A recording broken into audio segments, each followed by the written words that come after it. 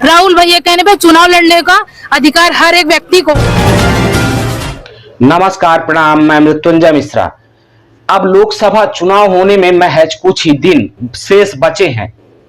कुछ दिन बाद 17 अप्रैल को वोटिंग होनी है, लेकिन कांग्रेस से बगावती नेताओं का दौर अभी रुका नहीं है। बगावत अभी लगातार जारी है। कांग्रेस के कई नेता, पूर्व विधायक, सांसद, कई नेता कांग्रेस छोड़कर भाजपा का दामन थाम चुके हैं। इसी तारतम्य में सीधी की नगरपालिका अध्यक्ष काजल वर्मा भी कांग्रेस के ऊपर आरोप लगाते हुए कांग्रेस का दामन छोड़ दिया और भाजपा की गोदी में आकर बैठ गई।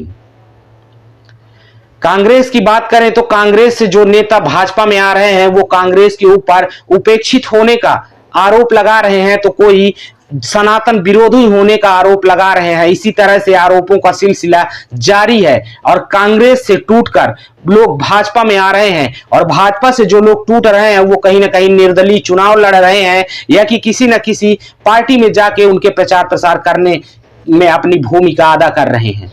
बीते दिनों राजनाथ सिंह सीधी दौरे में थे। सीधी दौरे में सम्राट चौराहा में उनकी एक सभा आयोजित होती है और इसी सभा में काजल वर्मा ने कांग्रेस के ऊपर उपेक्षित होने का आरोप लगाते हुए राजनाथ सिंह से भाजपा की सदस्यता ग्रहण कर ली।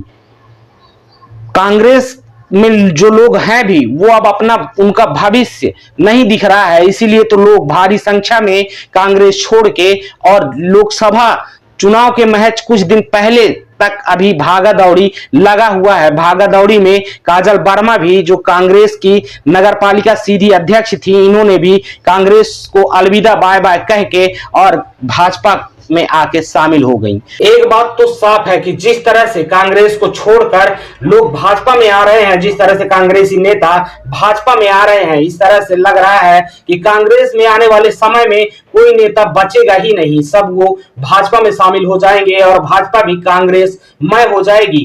कांग्रेस में हमेशा आरोप लगता रहा भ्रष्टाचार का और अन्य दलों में भी हमेशा भाजपा आरोप लगाती रही भ्रष्टाचार का, लेकिन जब वही नेता, वही व्यक्ति जब कांग्रेस को छोड़ देता है और भाजपा में शामिल हो जाता है तो वो दूध का धूला हो जाता है। उसके ऊपर से पूरे भ्रष्टाचार के पूरी तरह से भ्रष्टाचार में लिप्त भी हो तो पूरी तरह से वो दाग साफ हो जाता है। किसी भी तरह का फिर भ्रष्टाचार का आरोप उस पर नहीं लग पाता है। मैं बात कर रहा हूं कि जिस तरह से भाजपा में शामिल हो रहे नेताओं के ऊपर एकदम बेदाग हो जाते हैं, अगर वो भ्रष्टाचार में लिप्त भी हैं, अगर दूसरी पार्टी में हैं तो भाजपा ये आरोप लगाती है कि भ्रष्टाचार में लिप्त हैं, लेकिन जैसे ही वो पार्टी छोड़ के, कांग्रेस छोड़ के या कि अन्य कोई दल छोड़ के और भाजपा में शामिल हो जाते हैं, इस तरह से कांग्रेस उनको बेदाग कर देती है। उनके ऊपर कोई आरोप नहीं रह जाता है। जिस तरह से केजरीवाल के ऊपर भी यही आरोप है भ्रष्टाचार के, तो हमें लगता है कि अगर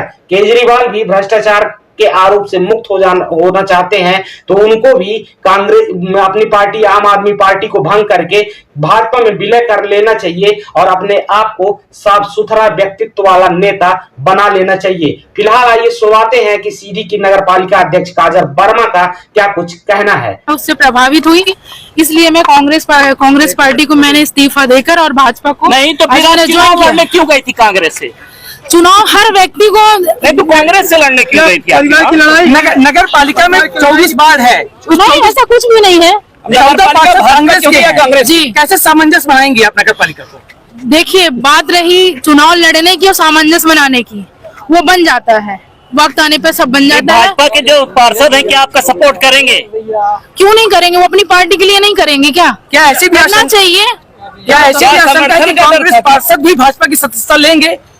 मैंने आपको बता दिया कि मैं उनकी जन कल्याणकारी कामों से प्रभावित होकर मैंने भाजपा को ज्वाइन आज किया है और मैं खुद ही कांग्रेस पार्टी में रहकर उपेक्षित थी, इसलिए राहुल भैया के रहते आप उपेक्षित थी? क्यों? आप ये बताइए, एक सेकंड, जो आप बोल रहे हैं उनके रहते मैंने सिर्फ ज्वाइन किया है, जनता के हित के लिए ज्वाइन किया है। वो बाद में डजंट मैटर कि मेरे परिवार की लड़ाई थी या राहुल भैया कहने पे चुनाव लड़ने का अधिकार हर एक व्यक्ति को होता है। धन्यवाद।